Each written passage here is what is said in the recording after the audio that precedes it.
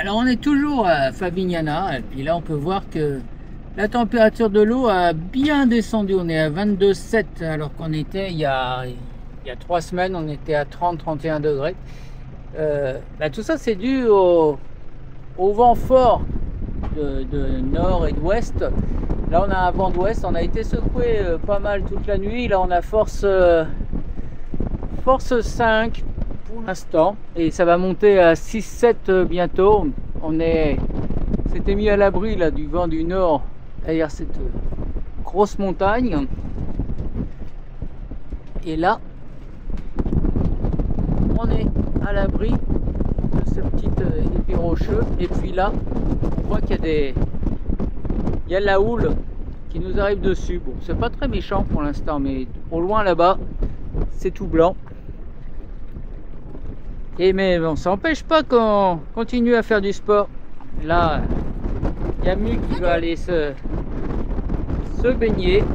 Et puis, on va essayer de rejoindre aussi la terre tout à l'heure pour aller se balader. Alors, il va falloir qu'on rame fort avec notre annexe parce que notre moteur est en panne. L'annexe fuit. Mais bon, pas grave, on va donner ce qu'il faut pour aller balader à terre. On va aller mettre tellement il y a de vent et de courant là. Ah oui, il y a ce qu'il faut là, en vent courant. Je vais aller contre le vent, je pense jusqu'à la plage. Alors, si jamais tu viens me récupérer là. Oui, oui. Et voilà, c'est parti. Je vais voir si j'y arrive déjà. Voilà, elle a pris des palmes. Et puis elle nage, une nage sur le dos, comme elle a toujours sa queue un peu fragile depuis qu'elle l'a cassée là, il y a un mois maintenant. Mais bon, ça marche. Faut y aller. Allez, c'est parti.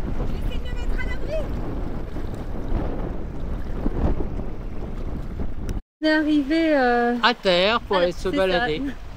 Et ça remue pas mal, on voit le nomade là-bas qui bouge. On fait ça. On est deux au mouillage. On a des copains là qui sont juste devant nous. Ouais. Regardez comme c'est beau.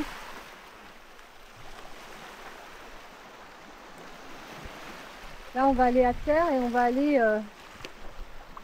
visiter le musée du thon. On vous emmène avec nous. Allez, c'est parti. Pour les gens qui viennent se poser à la plage là, il y a pas mal de grimpettes, donc cette petite plage là, ça se mérite. Hein. C'est très joli. Par contre, on a vu la pierre est assez friable.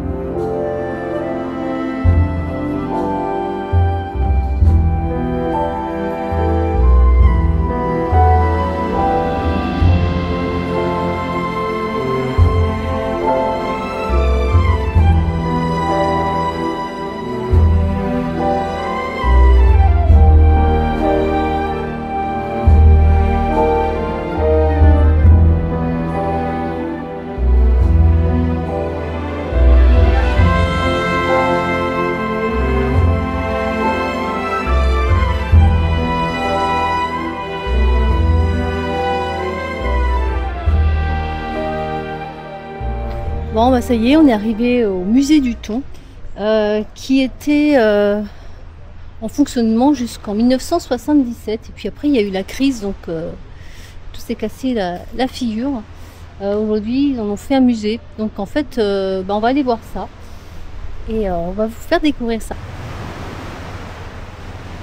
Une fameuse barque qu'ils utilisaient pour aller pêcher le thon.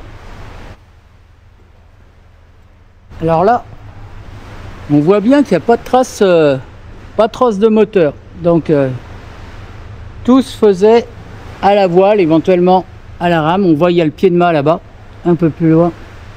Et voilà, c'était... et là, on voit le treuil pour remonter les thons.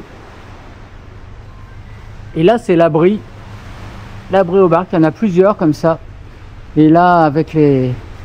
En fait, il est rentré par ici. Il n'y avait plus qu'à refermer après les grilles. Ils étaient complètement à l'abri. Et ils déchargeaient le poisson ici, dans ce hall.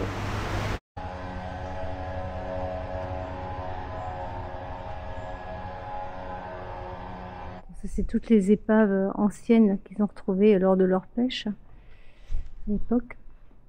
Alors là, devant nous, on voit, c'est les premières ancres. Ils avaient, c'est des pierres percées. Ils mettaient un cordage dedans et jetaient ça à la mer et ça leur permettait de s'accrocher. Bon, depuis, on a fait des progrès. Hein. Nous, on est content de notre spade. On ne serait pas là si on avait un caillou comme ça au bout de notre mouillage. Alors là, on est devant tout un échantillon de boîtes de thon. Là, il y en a partout, toutes les tailles, tous les modèles.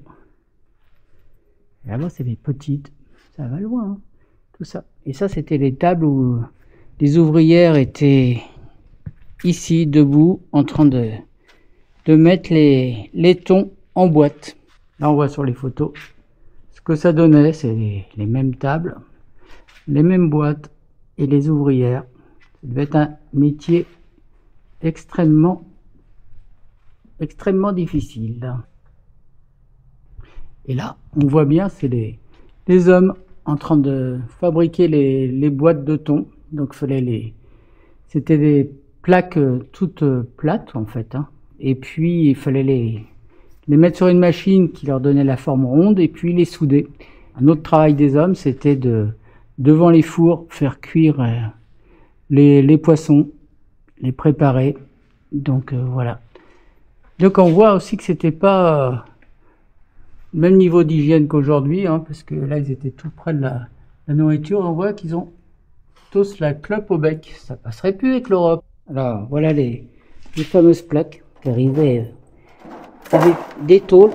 Là ici on en a 1, 2, 3 boîtes. Là on a les conserves, enfin les couvercles et les fonds. Et donc on a tous les modèles comme ça qu'il fallait assembler.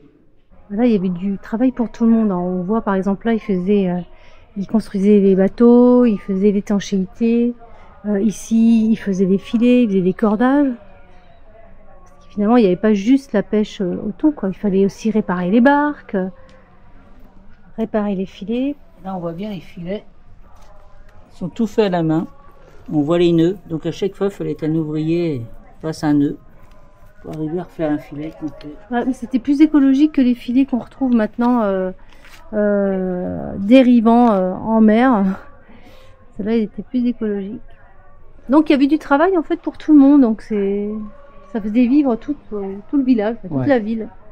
Sûrement dans des conditions très difficiles et mal vivre, mais voilà, tout le monde était dépendant de cette usine, ce qui donnait beaucoup de force certainement au patron. C'est pour ça qu'il commandait tout au niveau du pays.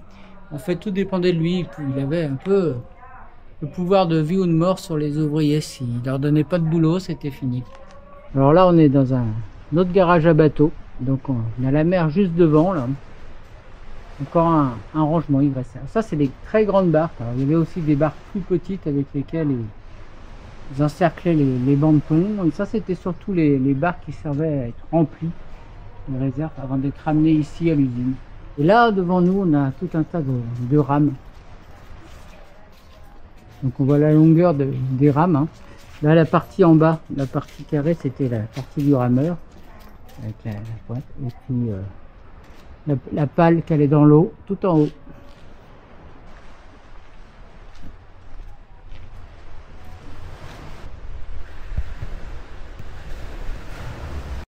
Alors on ne sait pas trop à quoi ça servait. Je pense qu'ils accrochaient le poisson. Alors est-ce que c'était pour le faire sécher? On ne sait pas trop. On n'a pas trouvé d'infos là-dessus.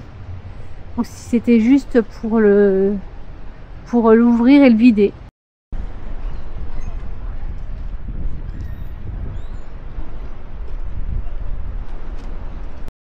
Bah, on vient de rentrer de Favignana là. Ça y est, on a un Force 7. mouillage. Vous voyez, c'est peut-être pas aussi parlant sur la caméra. On a ramé comme des dingues là pour revenir. Enfin, ça a été parce que on était un peu poussé, mais même avec nos deux poids, la nef n'a pas failli se retourner, donc on a essayé de ramer au plus vite et surtout de choper le bateau parce que sinon on partait très loin. Voilà, il n'y a pas beaucoup de place dans ce mouillage parce qu'il y a très peu de sable et beaucoup de Posidonie, donc là, il y a encore un bateau qui arrive, mais je crois pas que ça va le faire parce que nous on a mis 50 mètres de chaîne là, et sur la Posidonie on sait que qu'on dérape quoi. Et puis là on a quand même un force 7. On est le jeudi 30 juillet, on quitte la Sicile et un des mouillages sur Favignana pour une navigation d'environ 150 000 jusqu'en Tunisie, où on va mettre le bateau pendant un mois à El Kantaoui. Voilà, le temps est beau ce matin, il doit être 7h30. Alors normalement on devrait faire ça au vent de travers. Il y aura du force 4-5 Beaufort tout du long. Donc avec une grosse houle résiduelle là, parce que ça fait une semaine qu'on a des vents très forts qui ont été jusqu'à 7-8 Beaufort. Donc bon, ça va pas être plat, mais avec un vent de travers, je dirais vent de travers au bon plein, au large, ça devrait aller, on devrait faire une bonne moyenne. Un petit tour de l'horizon.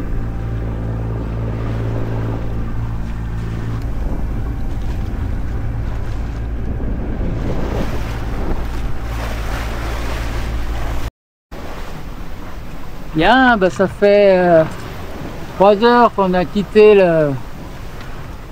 la Sicile. Le vent monte un petit peu, il fait beau, mais il y a des vagues, pas mal de vagues. On a pris un riz sur la grand voile et on a 2 riz sur le génois, et on avance à 6,5, on est au pré bon plein.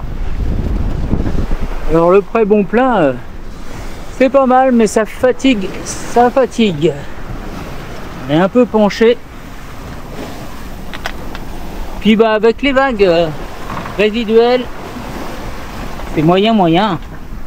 J'essaie de me déplacer doucement. Bon.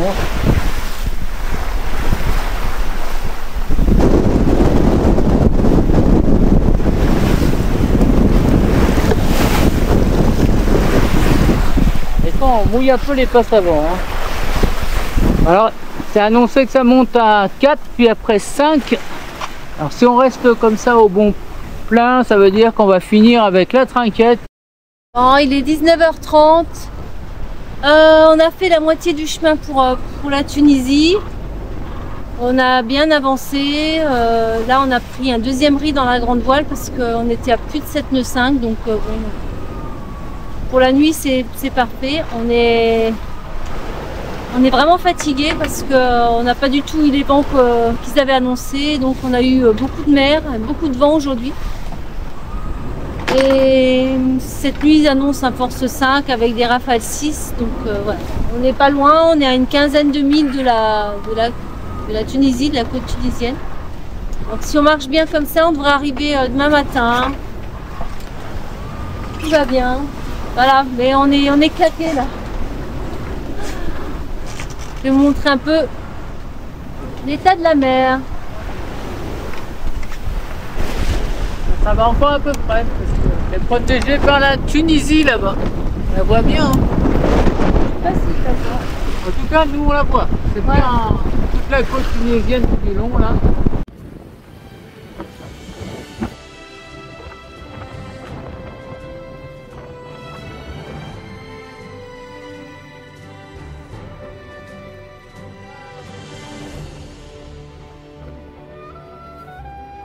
Les 4 heures du matin, il nous reste environ 25 000 à faire. Et là, il y a un gros grain qui est en train de passer. On avait pris 2 riz dans la grande voile. Et je crois que là, on va affaler la grande voile pour plus de sécurité. On est sous trinquette déjà depuis de longues heures. Là, on a vraiment hâte d'arriver.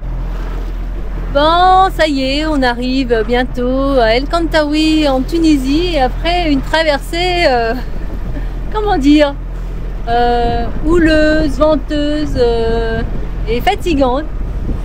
Avec des changements de vent toute la nuit et puis des bateaux de pêche un peu partout. Donc voilà, on arrive, on sent déjà la chaleur tunisienne là. Il est quoi? Il est 7h30. Alors on ne sait pas si c'est eux qui essaient de nous appeler à la VHF, mais quand on l'utilise, on n'a pas de réponse en retour. On a vu qu'on a un câble de la VHF qui est cassé, enfin qui est fendu, donc je pense qu'il y a un souci à ce niveau-là. En tout cas, nous on entend bien, mais je ne sais pas s'ils réceptionnent bien nos messages. Bon. On verra bien, j'espère qu'on ne va pas être accueillis. Voilà, j'espère que ça va aller. Bon, voilà le paysage, je vais vous montrer ça.